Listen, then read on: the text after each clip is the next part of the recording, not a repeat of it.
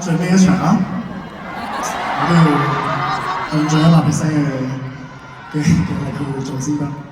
多謝你每一位，今日係尾場啦，真係非常之感慨，因為講真喺過去呢一年都一直好努力地去學習好多嘢。多謝我。多謝你哋都，我覺得每個人都要多謝我又好啦，多謝身邊人都好啦。最緊要嘅係多謝你哋自己，多謝我哋內心嘅嗰個 inner child， 因為我覺得我淨係過去太少多謝我自己。我一直都覺得我好多嘢我都好冇自信啊，或者我覺得自己做得唔好或者咩，我成日都會忽略咗我自己嘅感受。但係我發覺自己同自己坦誠地去交流嘅時候，係好開心同埋好平靜。所以你哋平時除咗關注我嘅嘢之外，其實都多多關注你哋自己本身。我都希望你哋每個人都可以照顧好你哋每一個自己內心嘅小孩。所以對你哋內心嘅小孩好啲，好得過分啲，好得過分。今日聽得好好啊！